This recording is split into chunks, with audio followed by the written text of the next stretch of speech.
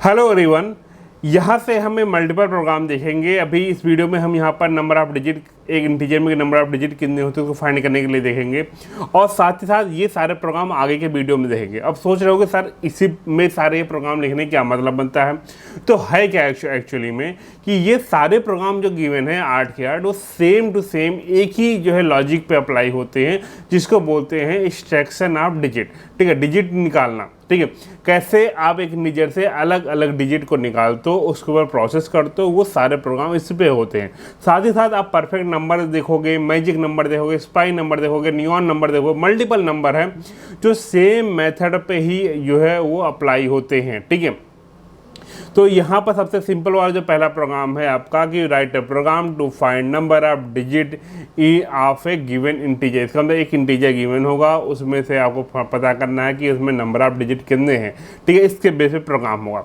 तो अभी programme solve करने से पहले, प्रोग्राम लिखने से पहले हम पहले लॉजिक समझ लेते हैं। भैया दो लॉजिक समझोगे तो आगे आप अलग अलग तरीके से प्रोग्राम कर सकते हो। होता क्या है, स्टूडेंट बैठ जाते हैं पहले प्रोग्रामिंग करने के लिए, कुछ पल्ले पड़ता नहीं पड़ता है, तो उनको लगता है सर कुछ आता नहीं है प्रोग्रामिंग में। प्रोग्रामिंग बहुत टिपिकल नहीं होती है। प्रोग्रामिंग सीखने से पहले आपको जो है प्रॉब्लम सॉल्विंग टेक्निक आनी चाहिए, कैसे प्रॉब्लम को सॉल्व करते हैं, सो कोडिंग वे में कैसे आगे जो यूज करते हैं वो सारी चीज़ें आगे हो जाती हैं। लेकिन प्रॉब्लम तो पहले सॉल्व करो। ठीक है, तो पर प्रॉब्लम सॉल्व करने के लिए पहले लॉजिक देखो, लॉजिक क्या होगा, उसके बाद हम कोडिंग पे जाएंगे। कोडिंग ऐसे नहीं होती, कोडिंग सिंपल होता है, प्रॉब्लम सॉल्व करना टिपिकल होता है। ठीक है, देन देखो अब आते हैं इसमें। तो इसमें हम आपका जो है ये क्या है, write a program to find number of digit of a given integer. तो सपोज डेट हमारे पास एक जो है n है, n में हमारा 7 2 5 8 ये आपका पड़ा हुआ है। अब हमको देख के तो लग रहा है कि यार ये तो 4 डिजिट हैं, लेकिन कंप्यूटर कैसे मालूम, कंप्यूटर को तो मालूम नहीं भाई उसमें 4 डिजिट है, कितने डिजिट हैं भाई। इंटीजर अगर इंटीजर यूज कर दो, इंटीजर जहाँ C में आपका 2 बाइट का यूज हो जाता है, 2 बाइट का यूज होने भाई ये सारी चीज़ें 2 बाइट में कवर हो जाएंगे, तो कैसे कंप्यूटर को मालूम चलेगा। तो इसके लिए प्रोग्राम लिखेंगे। प्रोग्राम कैसे लिखेंगे, सिंपल सा प्रोग्राम होगा। तो ये प्रोग्राम हमारा मेन लॉजिक आपका प्रोग्राम का ही है कि ग्रेटर देन 0 हो। C++ क्या है, C एक काउंटर वेरिएबल है। C लिख दो, चाहे काउंट लिख लो, चाहे जो लिख लो। हमसे भाई देखो वेरिएबल, हम डेवलपर हैं, हमने वेरिएबल का नाम क्या दे रखा है। अगर बहुत सिंपल देंगे तो हमको याद रहेगा, हमको टिपिकल देंगे होता भूल जाएं।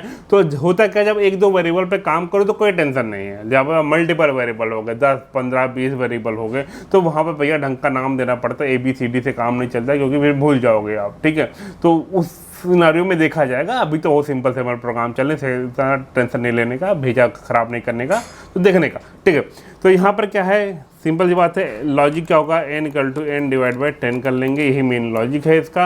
अब देखते हैं लॉजिक अप्लाई कैसे होता है। मेन लॉजिक क्या है, तो हमको अलग अलग डिजिट निकालना है, यही हमको देखना है कि अलग अलग डिजिट निकालेंगे तभी समझ में आएगा। तो यहाँ पर क्या होगा, क्या है, पहला क्या n > क्या 0 है, कंडीशन सही है, बिल्कुल कंडीशन सही है। कंडीशन सही है तो क्या करते हैं, अंदर आ गए, अंदर आके क्या करते हैं, C की वैल्यू 1 बढ़ाते, C की वैल्यू 0 से C की वैल्यू करते 1।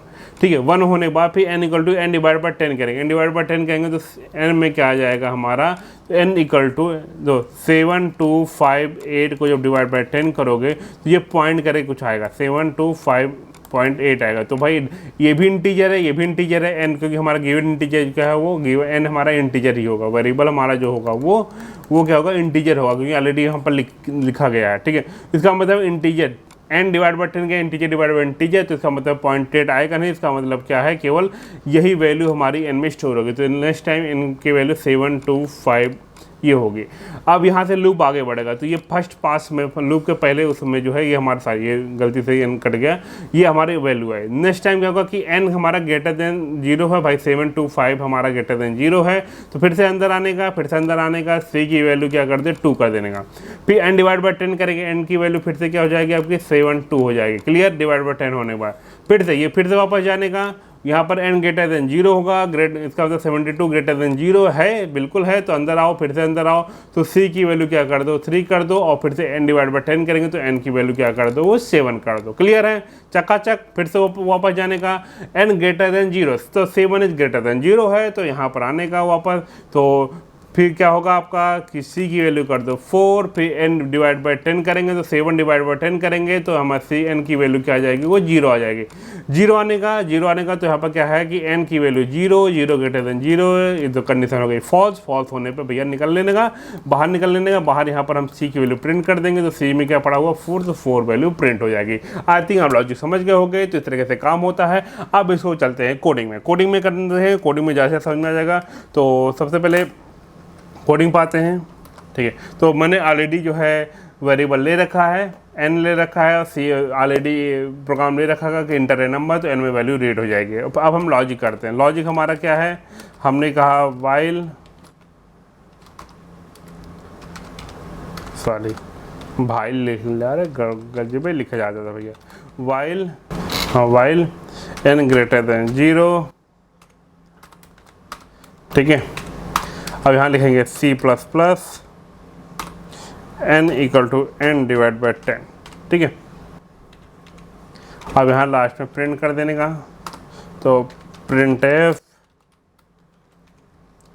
Total digit equal to %d, यहाँ पर लिखने का सी में भाई काउंट में सी में आया है, और यहाँ पर लिखना गेट ch, ठीक है। हो गया, इसको रन कराने का, रन कराया।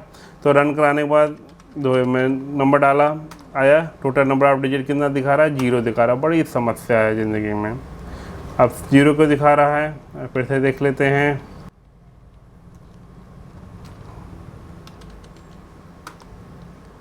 थ्री दिखा रहा है। अब दो 0 दिखाने का मेन रीज़न क्या है, यहाँ पर समझने का 0 दिखाने का मेन रीज़न क्या है, क्योंकि हमारा जो पहला इनपुट था वो 34,567 था, जो एक इंटीजर के लिमिट से बाहर जाता है। 32,767 होता है आपका जो है डीजे का लिमिट, ठीक है।